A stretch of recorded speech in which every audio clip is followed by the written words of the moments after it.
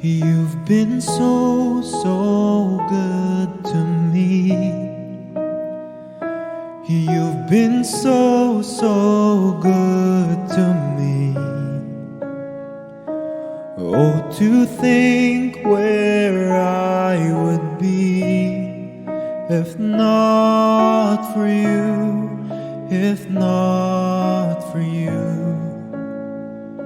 You've been so, so good to me. You've been so, so good to me. Oh, to think where I would be if not for you, if not for you. As far as heights reach from the depths, as far as east is from the west, so far your grace has carried me. Until I see you face to face, until at last I've won my race. Remind me you're not finished yet. Hallelujah.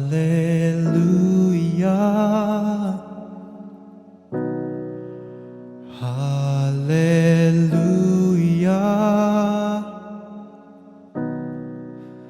Hallelujah. I live in remembrance.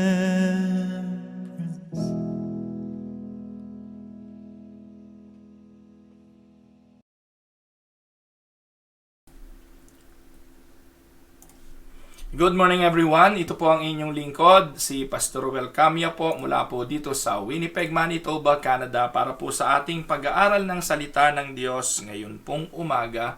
Welcome po sa Tinig ng Pag-asa. Kumusta po kayo mga minamahal na mga kapatid? Kung ako po ang inyong tatanungin sa awa at biyaya ng Panginoon, ay nasa mabuti naman po akong kalusugan, ganun din po ang dalangin ko sa bawat isa sa inyo. Sa araw pong ito, nawa ay datnan kayo ng biyaya ng Panginoon na nasa mabuti po kayong lahat na kalagayan. Magandang gabi sa mga nasa Pilipinas, magandang umaga po sa mga kapatiran dito po sa North America. Ang biyaya, kasaganaan, ang pag-iingat ng Diyos ang siyang sumaating lahat. Kagaya po ng nakalagay sa atin pong title ngayong umaga, ang atin pong tatalakayin, part 4 na po, ng doktrina ni Satanas. Meron po nagsabi nung isang araw, sabi, bakit si Pastor Ruel nagtuturo ng doktrina ni Satanas? Mga kapatid, we are not adhering to the doctrine of Satan. Yan po ang problema ng hindi nanonood. Po? Nakita lang yung title, Doctrine of Satan. Akala po, ang itinuturo na natin ngayon ay si Satanas. Opo, pinag-aaralan po natin si Satanas sapagkat mahalaga po na ituro ang doktrinang ito. Alam niyo po, this is also a major doctrine that we need to learn. Ewan ko po, kung sa tagal nyo ng mananampalataya, tinalakay ba ito sa simbahan, na ituro ba ito ng pastor, o ano po ang ating paniniwala tungkol dito? Lagi po nating sinasabi, si Satanas, masama si Satanas, kalaban si Satanas. Pero nalaman ba natin ano ang kanyang pinagmulan? Alam ba natin kung saan siya nanggaling? Kapag nanood po kayo ng mga pelikula, mga palabas, Harry Potter at mga kung ano-ano pang mga pelikulang gawa ng Amerika, makikita nyo po na si Satanas ay lagi namang kalaban, pinoportray as an evil being. Pero may iba't ibang mga portrayal para pong minsan lumalabas na halos kapantay ng Diyos si Satanas at natsambahan lang ng Diyos minsan kapag tinatalo doon sa mga pelikulang ito, kapag tinatalo ng kabutihan si Satanas. Meron pang mga portrayal si Satanas na minsan bida pa minsan siya pa ang bida. At kung makikita niyo po sa mga pelikulang ito, adulterated po ang presentation na maging ni Satanas. Kaya mahalaga na matutunan natin ito sa liwanag na sinasabi ng banal na kasulatan. Kasi pag mali ang ating pananaw, mali ang ating pagkaunawa, mali ang ating doktrinang natutunan, naku po, we will not look at something very serious. Kaya kapag seryoso ka na rin lang sa pananampalataya mo, seryosohin mo ang lahat ng bagay. Aralin na natin ito, total naman bahagi ito ng dapat nating matutunan. At ito po ay, again, sabi ko nga sa inyo, marahil ang dahilan kung bakit yung ibang mga pastor ayaw ituro ito, kasi nga po, napaka-boring magturo. Napaka-boring mag-discuss ng mga subject tungkol dito. Hahanap ka ng mga biblical reference, ititindig mo yung iyong paniniwala. Yung ibang mga pastor ayaw na pong mag-research, ayaw na pong mag-aral, ayaw na po na ubusin ng oras sa ganitong mga bagay. Well, ako naman po, wala masyadong pinagagagawa. At una, ang naisin ko po ay maabot yung mga kapatiran natin na nagsasabing ngayon lang silang natututo ng mga bagay na ito. And it gives me a great consolation na maging instrumento sa pag-aaral nito. No, ang dating lang sa iba, pag-atake ito.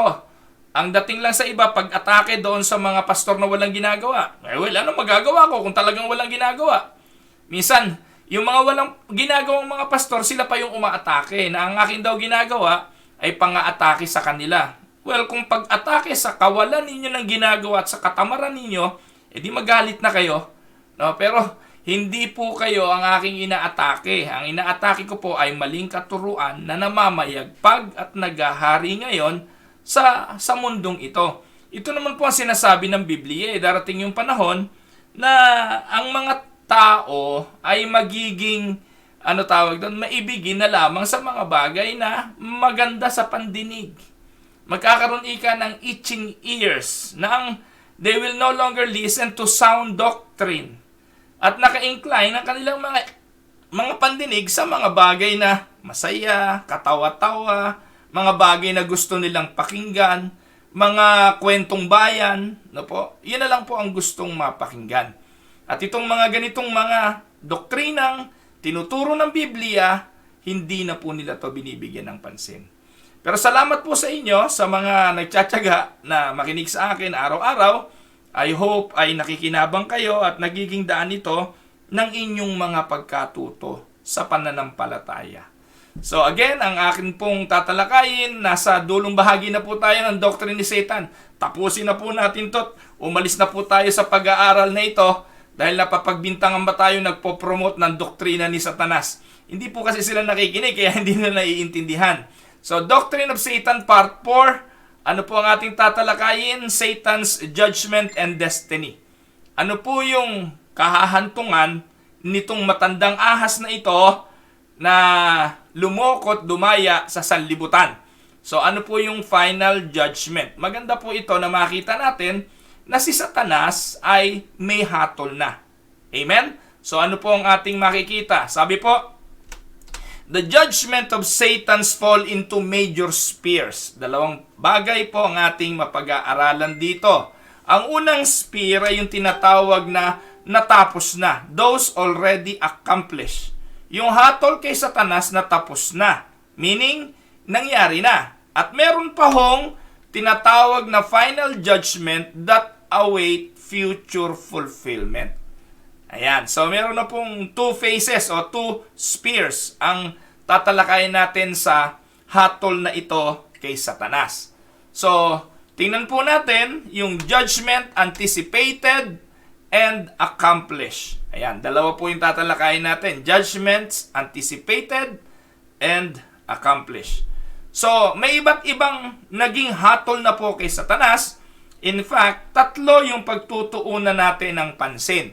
Una, yung tinatawag na first judgment. Ano tong first judgment na ito? Satan's first judgment, is first described in Isaiah 14 verse 12, in Ezekiel chapter 28, 16 to 17, in connection with his original sin and fall. Binabanggit po doon, bakit ka nahulog o tala sa umaga? Ibig sabihin, before Satan was a star, a bright star. Ano po?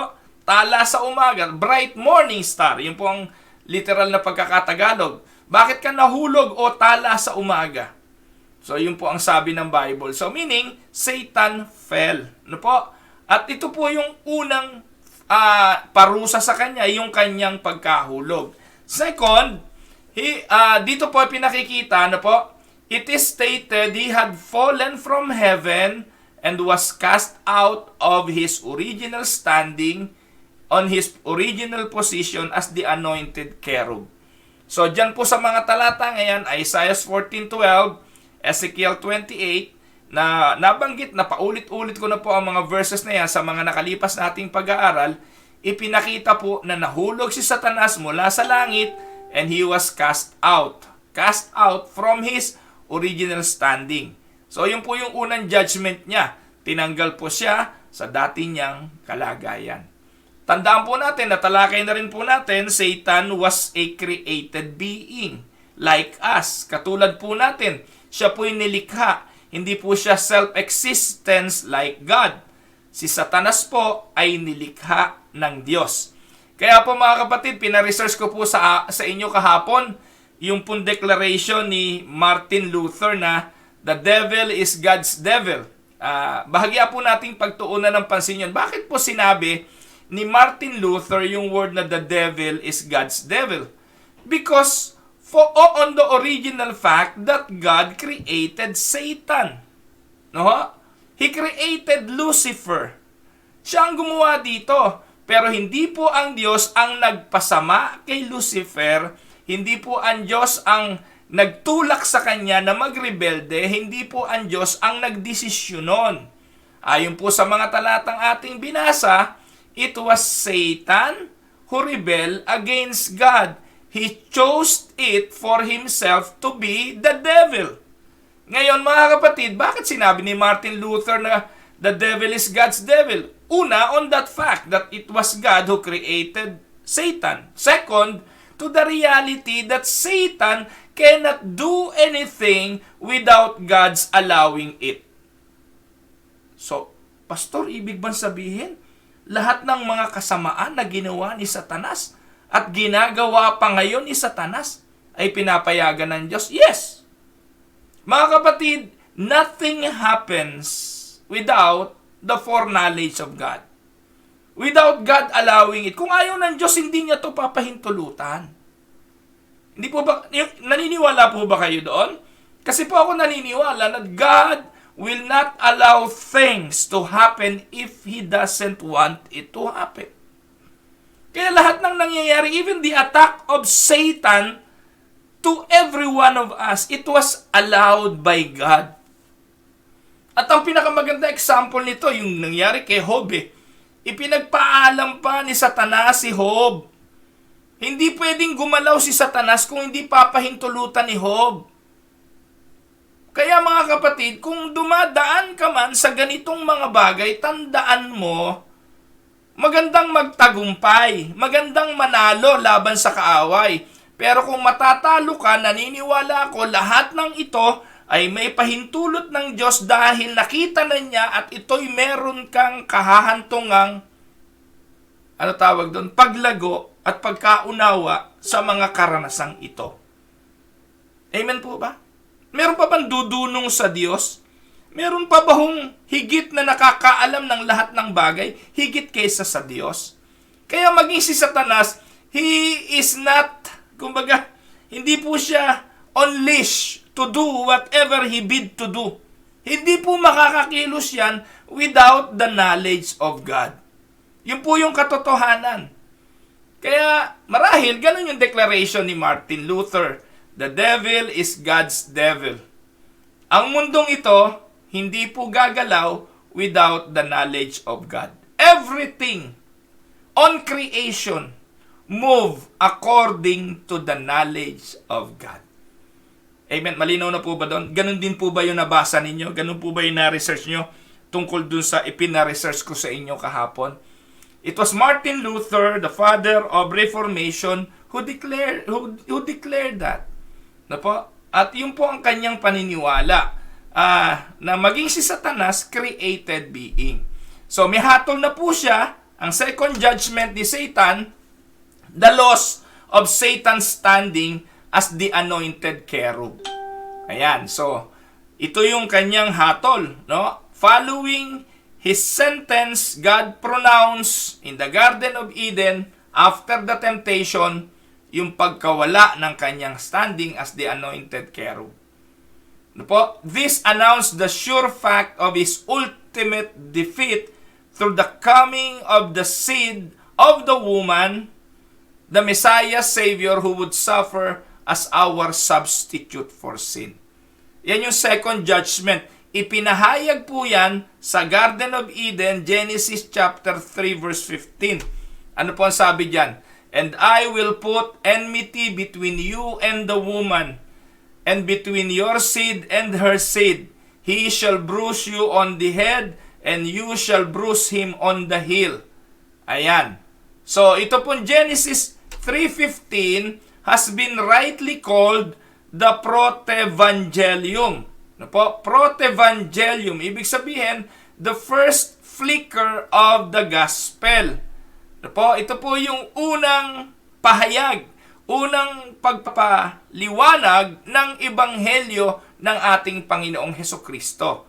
Kaya Genesis chapter 3 verse 15 pa lang ay ipinapahayag na po ang ebanghelyo, yung gospel. And this is the gospel first presentation. It was presented to whom? To the devil. The message of the gospel was given to the devil, to Satan as his judgment, and it was presented to the woman to present that from her will come the Christ, no, manifested in human form. Kaya mahalagang pag-aralan ito eh. Though it is only a broad generalization without much detail in embryo form. Para po itong, ano tawag doon, parang binhi lang ito eh. Binhi ng ebanghelyo kung saan ipinahayag ito sa Genesis 3:15. Nung una, hindi ito naiintindihan ng babae, hindi ito naiintindihan ng mga tao. Pero tayo sa atin, ang linaw nito. Sapagkat yung Genesis 3:15, ano po ito? May pahayag po ito eh. Ano po? Una, 1, a prophecy. 2, a warning. 3, a promise. And 4, the foundation for many prophecies of Messiah, Savior to be found down the pathway of Scripture. So, isa-isahin po natin yan mga kapatid. So, 4 po ang binabanggit dyan. Ano po? Nandyan daw po sa Genesis 3:15 ang propesiya, ang warning, ang pangako, at ang pundasyon sa lahat ng mga prophecies tungkol sa Mesiyas ng ating Panginoong Hesukristo. So, bago natin ipagpatuloy, let us look at some important observation on Genesis 3:15. Since this is the foundation of all the messianic prophecies, it is important to note a number of observations. Maganda po ito, ano po? Kung hindi pa ho ito natatalakay sa inyo, yung Genesis 3:15 ay pagpapahayag po ito ng coming Messiah. Ito yung Protevangelium. So, number one, ano po yung pinapakita nito? Una, the promise of Genesis 3:15 is addressed to the serpent, not to mankind. Take note. Ito pong binabanggit sa 3:15 ay mensahe para sa ahas, hindi para sa tao. Genesis 3:14 muna. Sabi po, Genesis 3:14 began, it is a part of a sentence of judgment passed on one who is the enemy of both God and man. Though it contains in seed form a promise for mankind, it is more directly a sentence of judgment on the serpent. And dito po, it was declared the final doom of Satan, of the snake, of the serpent. So clearly, a reference according to New Testament revelations na binabanggit sa Romans 16:20, 2 Corinthians 11:3, Revelations 12:9. Ito po, makikita po natin dito na yung Genesis chapter 3:15 teaches us that God's plan of redemption is about God's rule as much as about man's need. Ulitin ko po mga kapatid, mahalagang makita natin ito eh. Kasi dito nakasalala yung atin pong doktrina ng kaligtasan eh. Sa Protevangelium, ipinakikita po yung God's plan of redemption. It is about God's rule and it is not about God's o man's need. Kaya po merong hatol, kaya po merong ibinigay na paghatol ng Diyos at merong pong darating na tagapagligtas dahil ito po mga kapatid ay bahagi ng righteousness ng Diyos. It is about God's ruling and it is not more about man's need. Hindi lang po ito para tugunan ang kasalanan, ang problema ng tao. Hindi lang para tugunan ang pangangailangan ng tao. Tandaan po ninyo, ito po ay para bigyang hustisya ang katuwiran ng Diyos na dahil si Satanas, mga kapatid, ay gumawa ng panlilinlang sa tao, kailangan siya maparusahan. At ang tao, dahil siya'y sumuway, bagamat siya, mga kapatid, ay may pangangailangan ng pagliligtas, hindi lahat ng tao ay maliligtas. Dahil iyon ang kaparusahan sa kanya. Kaya makikita niyo po rito yung katuwiran ng Diyos Dahil kung ang dahilan ng Mesiyas, mga kapatid, ay because of man's need, dapat lahat ng tao ligtas. Dapat walang pupunta sa impyerno. It is not much about man's need. The redemption is not about man's need. Tandaan po ninyo, ito ay dahil sa katuwiran ng Diyos. Kaya nagligtas ang Panginoon sa krus ng Kalbaryo ay dahil ito po ang righteousness of God. Because of His own ruling. Not because of your need. Katigasan ng ulo ng tao ang naghatid sa atin sa kapahamakan. Marapat lang po tayong maparusahan. Pero matuwid ang Diyos at ang lahat ng pagsuway, lahat ng kasalanan ay kailangang maparusahan. Kaya hindi po niya binawi. Ang kabayaran ng kasalanan ay kamatayan. Patay talaga. Lahat ng tao patay. At lahat pupunta sa impyerno. Yun po ang hatol. Pero makikita niyo po mga kapatid, ang Diyos is a merciful God.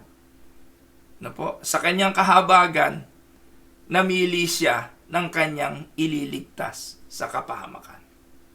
Yun po yung grace. Yun po yung biyaya. So Genesis chapter 3 verse 15 contains great hope. Though Genesis 3:15 contains great hope for mankind as promised, it is also a prophecy of hostility and struggle.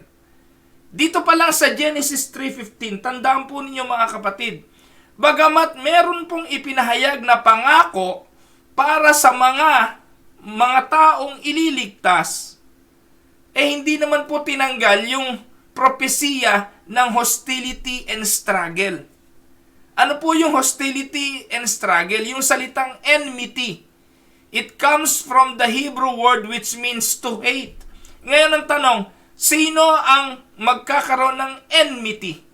Ang sabi po dyan mga kapatid, to be sure, Satan is a hater of mankind and especially those linked with the promised deliverer by grace. Ano pong ibig sabihin yan?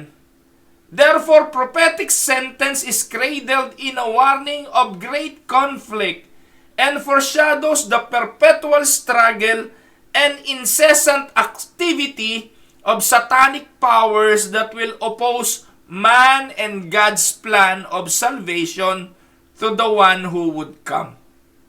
Ipinahayag po ng Diyos, mula ika sa binhi ng babaeng ito, magmumula ang dudurog sa iyong ulo. Alam na yun ni Satanas. Na manggagaling sa babae, ang wawasak ng kanyang ulo, yung dudurog ng kanyang ulo, ano ibig sabihin nun? Di yayari sa kanya, papatay sa kanya. That is the judgment for him. Ngayon, hindi alam ni Satanas kung sino to. Hindi alam ni Satanas kung sino tong binhi ng babaeng ito.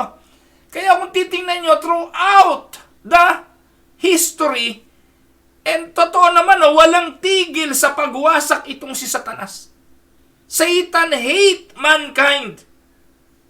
Dahil alam niya na manggagaling sa babaeng ito ang dudurog ng kanyang ulo. nakuha niyo po mga kapatid? Kaya gagawin ni Satanas ang lahat ng paraan to destroy us. Lahat ng tao pwede niyang iharap sa Diyos. Hindi pwedeng dumurog ng ulo ko to, makasalanan nito.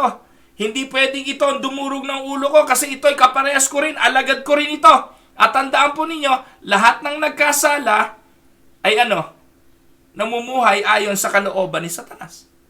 John 8:44, ano sabi ng John 8:44? Kayo ay sa inyong amang dyablo. At ang sinusunod ninyo ay ang kalooban ng inyong ama. So lahat ng mga taong nagkasala, sino ang ama? Ang ama ay si Satanas. Yun po ang realidad. Kaya walang sino man ang pwede magsabing, ako ang dudurog sa ulo mo dahil ako hindi nagkasala. Wala nga ganon, lahat nagkasala. Ang hindi alam ni Satanas, mga kapatid, mula sa binhi ng babae, lalabas ang dudurog ng kanyang ulo. Isang nagkatawang tao na hindi nagkasala kahit minsan. At alam natin, walang iba yon kung hindi ang Panginoong Hesukristo. Naintindihan niyo po ba, mga kapatid? Kaya, lagi na lamang po, mga kapatid. Lagi na lamang pa ulit-ulit. Bakit ginunaw ang mundo sa panahon ni Noe? Wala pong masumpungan talaga doon na kahit isang matuwid. Walang matuwid, wala kahit isa. Lahat ay karumal-dumal ang ginagawa sa Panginoon. Kaya sabi ng Diyos, gunawin ang mundong ito. But Noah found favor. Yun po ang sabi ng Bible. Bakit natagpuan si Noah na may favor sa Diyos? Dahil ba matuwid siya? No. Noah found favor, that is a grace. Noah found favor because of God's grace, God's mercy. Dapat nga lahat ng tao ubusin Pero Noah found favor with God. At si Noah, ang kanyang mga anak, mga asawa nito, 8 tao, naligtas doon sa baha. Pinagmulan na naman ng mga tao. Tumigil ba si Satanas? Hindi. Patuloy pa rin siya nagalit sa bawat tao. At lahat, mga kapatid, magpahanggang ngayon, ay in constant, struggle. We are in constant hostility and struggle. Bahagi po yan ng buhay na sinabi po sa propesiya ng Genesis chapter 3 verse 15. Ang binhi mo at ang binhi ng babaeng ito, walang tigil sa pag-aaway. Ayan. So, number 3, malinaw pa po yan sa number 3. Enmity is a term not really applicable to dumb beast. Take note, yung enmity, yung pakikipag-away, hindi po yan applicable na ibinigay sa ahas. Yung pong ahas, representation lang po yan ni Satanas. Kaya po rito, kung ating pong titingnan, its scriptural use limit it like its verb root. No po? To enmity between persons or moral responsible agents. Hindi po rito binabanggit ay ahas. Kung hindi ang binabanggit dito ay si Satanas. Hindi binhi ng ahas ang magiging kaaway ng tao.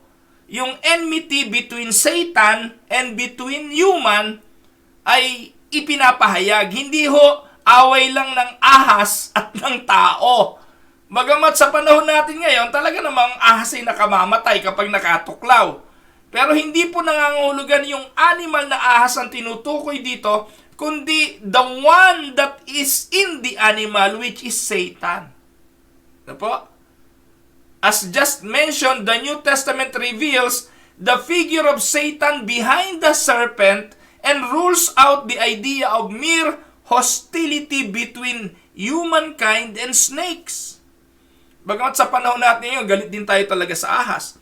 Umiiwas talaga tayo sa ahas, baka matuklaw tayo niyan po. But, yung binabanggit na enmity between here is a term not really applicable to the animal, to the snake, but to Satan. Just to make it clear. Po, ang mag-aaway ay hindi po yung seed ng ahas at hindi yung seed ng woman. Hindi po habang panahong pakikipag-away ng tao sa ahas, literal, kundi habang panahong pakikipaglaban at pakikipag-away ni Satanas laban sa tao. Dahil alam ni Satanas, dito magmumula ang dudurog sa kanyang ulo. Di po ba? So, as just mentioned, the New Testament reveals the figure of Satan behind the serpent and rules out the idea of mere hostility between mankind and snakes. And take note, pag nakakita kayo ng ahas, huwag sabihin si Satanas yun. No po? No, it was not. So, ito po ay animal, bahagi ng hayop, pero doon po, marahil ikinumpara, at yun po si Satanas during that time na they were in the Garden of Eden. Ayan. Number 4. We know the struggle is between the serpent and the woman. Ayan. So, ang struggle is between the serpent, which is Satan, and the woman. Between his seed and her seed. And between a single individual, the serpent. Sabi po ng text, and I will put enmity between you, the serpent, and the woman, Eve. So he, meaning the seed of the woman, shall bruise you, the serpent. Saan daw? On the head. So ang sabi dito, ang iyong binhi ay dudurog sa ulo mo, referring to the serpent, to Satan. And you, serpent, shall bruise him, the seed of the woman. Saan daw? On the heel. Sa talampakan. So, dito po mga kapatid, makikita natin, the text says, and I will put enmity, ano po, between you, woman, and the seed, and you shall bruise the head, and he shall bruise the head, and you, the serpent, shall bruise him, the seed of the woman, on the heel. The seed of the serpent is a collective noun meaning offspring and must refer to the children of the evil one. Those who are in a spiritual sense the children of the devil, demons, and the unbelieving world. Kaya mga kapatid, makikita niyo po, sa mundong ito, binanggit ko na kanina sa John 8:44, ano po ang sabi? The Lord Jesus answered the religious leaders of Israel who were rejecting him and said, you belong to your father, the devil, and you want to do the desires of your father. Kanino po ito ina-address ng Panginoon? Sa inyong amang diablo, sabi ng Panginoong Jesucristo. So address ito saan? Sa mga religious leaders who were rejecting him. Take note, hindi naman lahat ng religious leaders ay rejected ang Panginoon. In fact, may mga nasa Sadduceo na nanampalataya sa Kanya. Pero makikita po natin mga kapatid na dito po binabanggit sa John 8:44 na merong seed si Satan. At ang seed na ito, ang talaga namang gustong dumurog din sa talampakan ng Kristo. At yun lang naman ang pwede niyang gawin. Ano po? Hindi pala dumurog, mag-bruise, no? Bruise his heel. Ayan. At ito po ay paglalarawan saan? Collective offspring. Ano po? Collective noun meaning offspring. And must refer to the children of the evil one.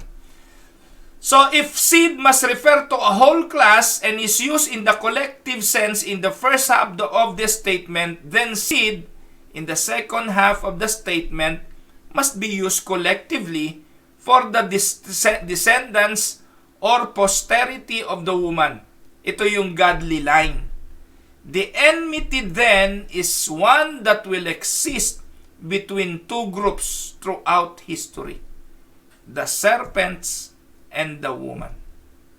So meaning, collectively, makikita po natin na ang lahat ng binhi ng babae ay magiging kalaban lahat ng binhi ni Satanas.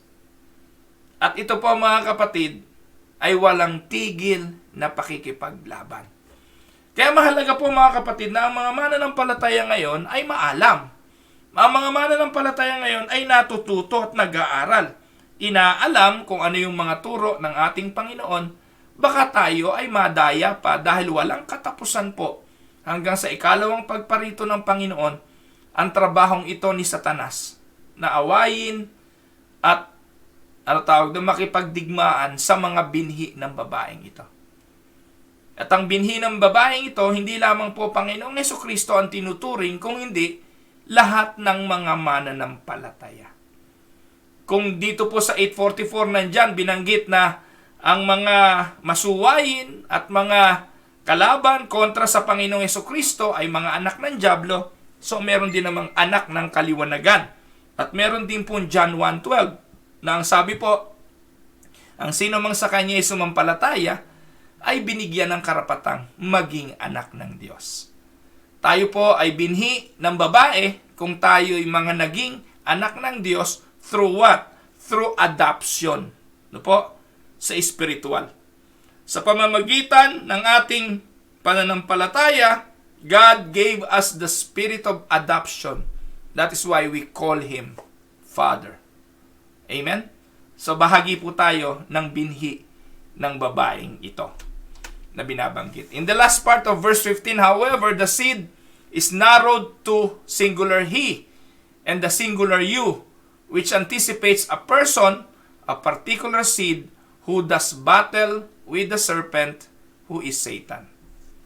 At though Galatians 3:16 and Galatians 19 deals with the seed of Abraham, it is still applicable also compared to Romans 16:20, Hebrews 2:9-14, and Revelations 5. Pagdating po sa dulong panahon, talagang ang Panginoong Jesucristo ang dumurog sa ulo ng ahas at ang ahas ang sumugat sa paa, sa talampakan ng ating Panginoong Jesucristo. So, panglima, 5 things are stated about the seed and their enmity. Ano yung bagay na yan na binabanggit yan? So, 2 things are stated. 2 things are stated about the seeds and their enmity. Number 1, sabi diyan, her seed would bruise. Ano po ibig sabihin nun? The seed would bruise, crush the serpent's head. So this clearly portrays a mortal wound, which means her seed would be victorious. So a deliverance is what? Is anticipated. So meron pong darating na deliverance sa pamamagitan po ng pagdurog sa ulo ng ahas. Pangalawa, the serpent would bruise her seed on the heel. So her seed would suffer. But it would not be a mortal wound or one that would lead to defeat. A deliverer who suffers but who is ultimately victorious is promised. So we anticipate then a continuous conflict but also a deliverance by one who will suffer. Yan po yung Genesis chapter 3 verse 15. Ano po? Uulitin ko. Yung po Genesis 3:15, ang mensahe, a deliverer will come from a woman. It will give final judgment to the serpent. The deliverer will suffer but ultimately became victorious as he promised. So ito po yung inanticipate ng mga tao noon. Ito po yung pinangaral ng lumang tipan hanggang sa bagong tipan. Na merong Mesiyas na darating, na merong Mesiyas na tagapagligtas, merong Mesiyas na magpapalaya. Ngayon sa atin, ang linaw-linaw nito mga kapatid . Sa atin pong mga nagbabasa ng Biblia, ang linaw-linaw nito. Lahat ng hula ng Genesis 3:15 na ito, natupad na ito sa Panginoong Jesucristo. Pero kataka-taka, marami pa rin talaga hindi mananampalataya rito. Ano po? At ang mga Hudyo magpahanggang ngayon, maghihintay pa rin nung darating na Mesiyas na tagapagligtas. Kaya napakapalad. Napakapalad na mga tunay na mananampalataya ngayon. Yung mga mananampalataya ngayon na pinagpakitaan ng tunay na mensaheng ito at nanampalataya. Mga kapatid, ang tawag doon, biyaya. Biyaya po ito. Dahil para sa iba, ito ay lihim at hindi po ito masasaliksik ng pangkaraniwang utak lang ng tao kung hindi pinagkalooban ng Diyos ng pagkaunawa. Without the regeneration, there will never be faith to believe. Amen? Na po? So I hope naiintindihan nyo ang aking mga sinasabi. Now let's go to the third judgment. Ito yung pangatlong hatol. The third judgment, besides providing redemption from sin for those who would believe in Christ's person and work on the cross was also a strategic place and basis for Satan's defeat and judgment. Maliban sa pagpaprovide ng kaligtasan, ng pagpapatawad sa mga kasalanan, ang krus ay naging lugar din ng hatol kay Satanas. Sa krus nangyari din ang kanyang final defeat. So the death of the Savior not only provided a perfect sacrifice for sin, but as seen in several New Testament passages, it provide a complete victory over Satan and Satan's evil forces. Colossians 2, basahin po natin yan, maganda. 2:13-15. Ano po ang sabi diyan?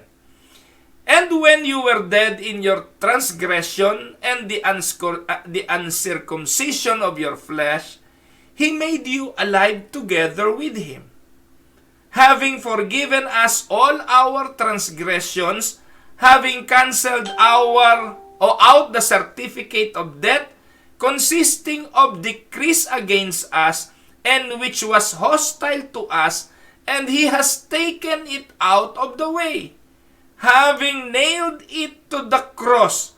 When He had disarmed the rulers and authorities, He made a public display of them, having triumphed over them through Him. Mga kapatid, kung tayo po lang ay talagang bibigyan ng Diyos ng pagkaunawa, ito pong Colossians 2:13-15. Yan po yung katuparan ng proto-evangelium ng Genesis 3:15. Po. Dati tayo mga patay tayo sa kasalanan. At yung uncircumcision ng ating laman. Ano po? Ang sabi, ginawa tayong buhay. Dati tayo mga patay. Patay sa ating kasalanan. Pero tayo'y ginawang buhay. Ano sabi? Having forgiven us all. All of our transgressions. Sino kausap ni Pablo rito? Mga taga-Kolosas. Having canceled out the certificate of debt. Ano yung certificate of debt na yun? Yung certificate, yung mortgage natin, yung pagkakautang natin. Consisting of decrees against us. Lahat ng mga inihatol sa atin ni Satanas. Lahat ng mga nagawa natin na lagi niya isinusumbat sa Diyos. Ito, si Ruel, ito kasalanan yan. Hindi yan matuwid, sa akin yan. Lahat ng ito, lahat ng mga certificate na ito. Sinabi ng Panginoong Hesukristo, ipinako niya sa krus. At nung siya ay namatay doon sa krus, sinama niyang ipinako ang ating mga kasalanan. Ang sabi doon, He had disarmed the rulers and authorities. Dinisarmahan na niya si Satanas mula noon. Mula ngayon, wala ka nang pwedeng iakusa sa aking mga anak. Lahat ng kanilang mga utang bayad na, lahat ng kanilang mga kasalanan solved na. Hindi mo na sila mababawi kailanman sa akin. Having them triumph over them through Him. Kaya mga kapatid ko, ikay born again? Ano pang dahilan para mapunta ka uli kay Satanas? Ano pang dahilan para maalis uli yung kaligtasang ginawa ng Panginoon si Hesukristo sa krus ng Kalbaryo?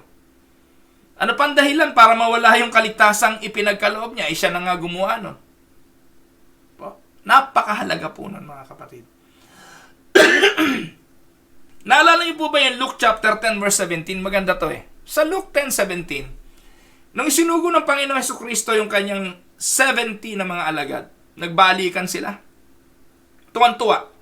Sabi nila, when the 70 returned, they were overjoyed with their experience of victory. Sabi nila, Lord, grabe ang tindi. Pati ang mga demonyo nagsisiluhod sa amin. Ano sabi ng Panginoon?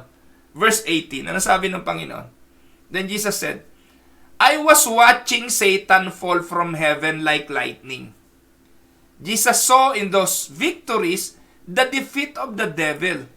that would come to final fulfillment through the cross and the future judgment that would occur. Sinabi ng Panginoong Jesucristo sa mga alagad, huwag niyo ikagalak na si Satanas ay subject sa inyo. Ikagalak ninyo, ang pangalan niyo nakasulat sa aklat ng buhay. Sapagkat si Satanas, nakita ko yan, no? I was watching Satan fall from heaven like lightning. That is the final fulfillment, no? Na magiging hatol kay Satanas. Ayan.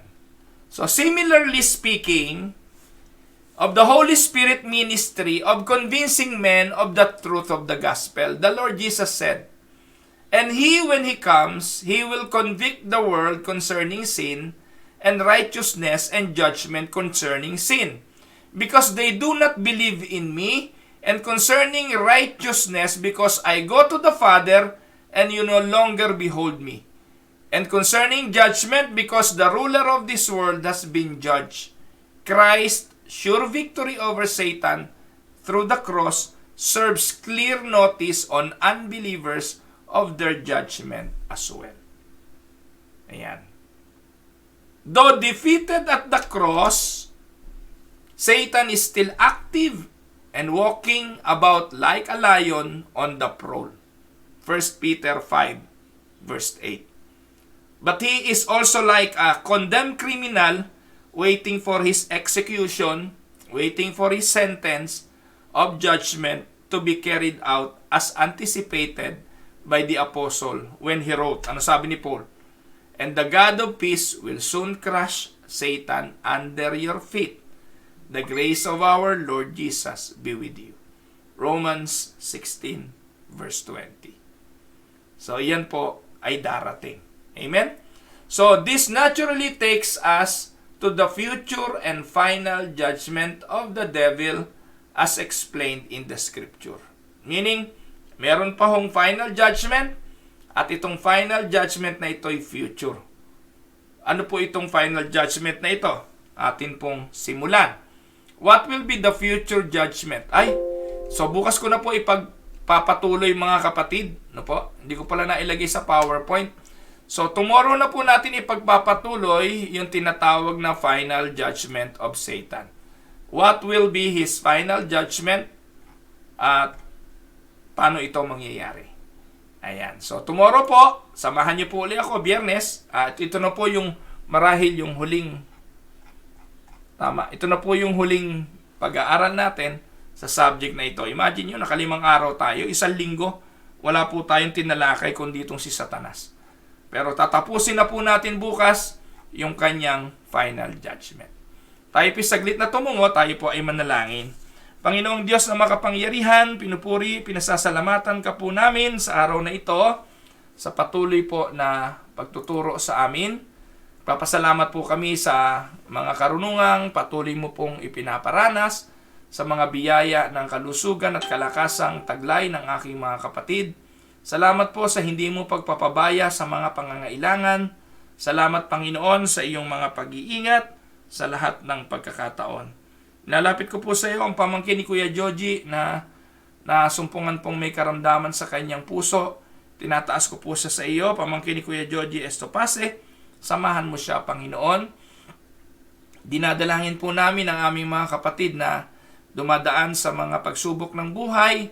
Ipapasalamat kami sapagkat ang kapatid ni Pastor Anthony at ni Pastor Anver ay nakalabas na raw po ng hospital.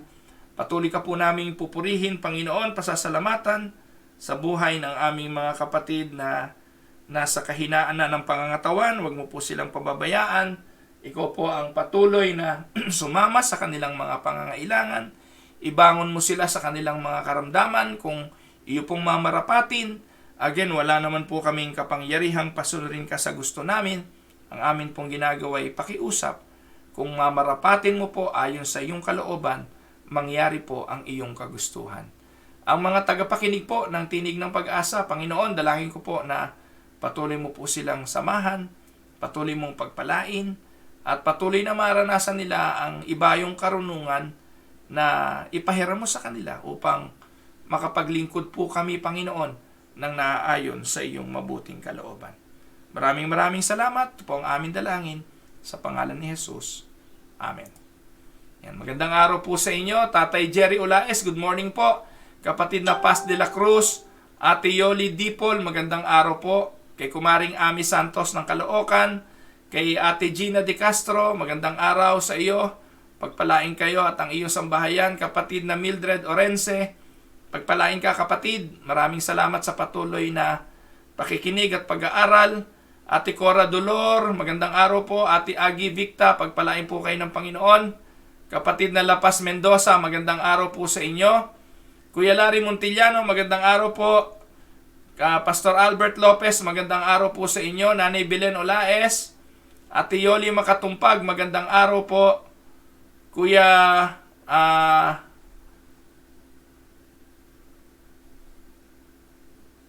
sino pa ho ba? Ayan. Pastor Anthony Bawar, magandang araw sa iyo. Pagpalain kayo ng Panginoon. Ate Yoli Makatumpag, kapatid na Pro Sombrero, magandang araw po. Kapatid na Mari V. Frias, Ate Marie Cruz, magandang araw po. Kapatid na Miriam Galvan, sabi ni Pastor Hiliponia, viewing here the Alpha Papi Pastors and Pete Paloma. Ayan, magandang araw Pastor Hill. Pagpalain po kayo ng Panginoon. Inspirasyon po ang buhay nyo para sa amin, Pastor. Patuloy po kayo sa gawain. Kuya Eric Maynes, magandang araw po. Nanay Nene Enriquez, magandang araw po. Kuya Boyet Kerubin, magandang araw po sa inyo. Ayan, sabi ni kapatid na Pros, good morning Pastor, pakisama po kami sa prayer ngayon po. Dito po kami sa Philippines.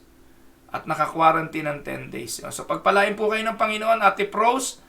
Sana po ay maging maayos ang inyong quarantine at makauwi na po kayo sa inyo. Kuya David Manipol, magandang araw. Ate Beth, Ma'am Beth, Nati, pagpalain po kayo ng Panginoon. Kapatid na Marjorie Almasar, magandang araw. Kuya Emil Serrano, magandang araw po. Tita Mayra Paredes Libertino, magandang araw po. Nanay Carolina Bukiran, magandang araw po sa inyo. Kapatid na Meryl Cornejo, Nanay Elong Santarin, kapatid na Alvin at Ate Virgie Darapisa, magandang araw po mga kapatid. Ate Lani Tulagan, magandang araw po. Kapatid na Sally, I am praying for you always. Pagpalain kayo ng Panginoon. Kuya Eddie Sauler, Ate Del, pagpalain po kayo ng Panginoon.